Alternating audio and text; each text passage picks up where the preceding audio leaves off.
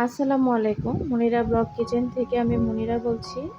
আজ আপনাদের দেখাবো কিভাবে এই সিজনে যে প্রচুর পরিমাণে কাঁঠালের বিচি পাওয়া যায় আর এই কাঁঠালের বিচিগুলো কিভাবে সংরক্ষণ করে সারা বছর খেতে পারবেন। তো বাজারে কিন্তু প্রচুর পরিমাণে কাঁঠাল উঠেছে। এই কাঁঠালগুলো সচরাচর আমরা বাড়িতে নিয়ে এসে খাই। আর এই বীজগুলো কিন্তু প্রায় 99% মানুষেরই অনেক পছন্দের খাবার। অনেকেই হয়তো খায় না, তো আমার হিসাবটা ভুলও হতে পারে। তবে আমাদের কাছে খুবই ভালো লাগে এরকম আমার মতো যারা কাঁঠালের বিচি খেতে পছন্দ করেন, চাইলে কিন্তু সিজন ছাড়া আমরা খেতে পারি না। আর এই কাঁঠালের বিচিগুলো যদি সংরক্ষণ করে রেখে দিতে পারি তাহলে কিন্তু সারা বছর একটু একটু করে খেতে পারবো যখন খেতে মন চাইবে। তো আমি তার জন্য এখানে কাঁঠালের বিচি নিয়েছি।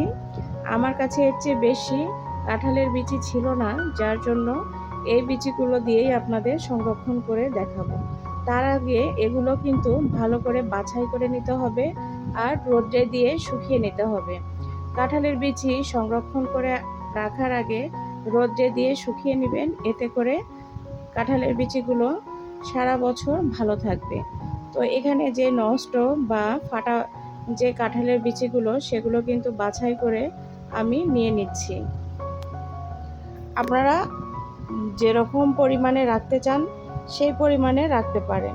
তো আমি দুইটা পদ্ধতিতে আপনাদের সংরক্ষণ করে দেখাবো। একটা হচ্ছে সনাতন পদ্ধতি, আগের দিনের মানুষেরা কিন্তু এইভাবেই রাখতো। তো সেটার জন্য আমি এখানে চাল নিয়েছি, দেখতে পাচ্ছেন এখানে চাল নিয়েছি। যে কোনো চাল নিলেই হবে। তো আমি এখানে ভাত খাই রেগুলার যে চাল দিয়ে সেটাই নিয়েছি। তো এই চালগুলো আমি বীজগুলো রাখার জন্য ব্যবহার করব। তো এই চালগুলো দিয়ে সারা বছরের জন্য কিন্তু রাখা যাবে। তো তার জন্য লাগছে আমার একটা মাটির পাত্র। তো আমার বাসায় আসলে মাটির পাতিল নেই। তো এরকম একটা এই যে দেখুন সার্ভিং ডিশ, এটা নষ্ট হয়ে গিয়েছে। তো সেটাকে আমি এই বীজ রাখার কারণে ব্যবহার করব। তো তার জন্য প্রথমে আমি এই সার্ভিং ডিশটাতে প্রথমে চাউলগুলো দিয়ে নিব। নিচে কিন্তু চাল দিয়ে নিতে হবে আর চালের উপরে বীজগুলো রাখতে হবে। সরাসরি মাটির পাত্রে বীজগুলো রাখলে তাহলে কিন্তু ভালো থাকবে না। আগের দিনে মানুষেরা বিভিন্ন খাবার এভাবে রেখে দিত সংরক্ষণ করে বিভিন্ন পদ্ধতিতে, আর সেগুলো কিন্তু দীর্ঘদিন খেতে পারতো। আগের দিনে তো আর ফ্রিজ ছিল না, যার কারণে এভাবে বিভিন্ন প্রসেসিং করে তারা কিন্তু সংরক্ষণ করে দীর্ঘদিন খেত। তো এটাও একটা পদ্ধতি। আর অনেক ধরনের পদ্ধতি আছে কাঁঠাল বীজ সংরক্ষণ করার। আমি আজকে আপনাদের দুইটা সংরক্ষণ করে দেখাবো। এরপরে যদি আপনাদের কাছে ভালো লাগে অবশ্যই কমেন্ট করে জানাবেন, আরও পদ্ধতিগুলো শেয়ার করব। তো এই যে চালের মধ্যে বীজগুলো দিয়ে দিয়েছি। আর অবশ্যই বীজগুলো কিন্তু চাল দিয়ে ঢেকে দিতে হবে, তা না হলে বীজগুলো ভালো থাকবে না। কাঁঠালের বিচিগুলো এভাবে ভালো করে আমি চাল দিয়ে ঢেকে এখন মাটির পাত্রটা ঢাকনা দিয়ে ঢেকে এমন একটা জায়গাতে রাখবো যেখানে রোদ্রের আলো আসে না, এরকম একটা জায়গায়, কিন্তু এমনি আলো বাতাস চলাচল করে এরকম একটা জায়গাতে রেখে দিতে পারেন। আমার মনে হয় রান্নাঘরের এক পাশে রেখে দিলেই হয়ে যাবে। তো এখন ওটা রেখে দিলাম। আরেকটা পদ্ধতি দেখাচ্ছি, দেখুন এখানে আমি শপিং ব্যাগ নিয়েছি আর নিয়েছি একটা পলি ব্যাগ। আমাদের ঘরে সবারই তো শপিং ব্যাগ পলি ব্যাগ এগুলো থেকেই থাকে। তো এগুলো কিন্তু একদম সহজ পদ্ধতি। আমি এই সহজ পদ্ধতিগুলোই আপনাদের সঙ্গে সব সময় শেয়ার করে থাকি। তো আজকেও সহজ পদ্ধতিতেই এই দুইটা পদ্ধতি সংরক্ষণ করেছিলাম। আবারও এগুলোকে একটু বেছে নেব। তো কাঁঠালের বীজগুলো বেছে নিয়ে তারপরে কিন্তু সংরক্ষণ করব, এতে করে ভালো থাকবে দীর্ঘদিন। তো এই যে আমি আবারও বেছে নিব, দু একটা যদি থাকে সেই ক্ষেত্রে।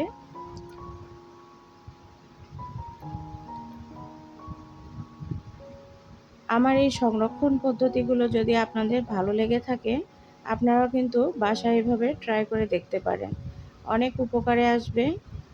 তো এই যে আমি এগুলোকে এখন নিয়ে যে শপিং ব্যাগটা নিয়েছিলাম সেটার মধ্যে কাঁঠালের বিচিগুলো ঢেলে দেব।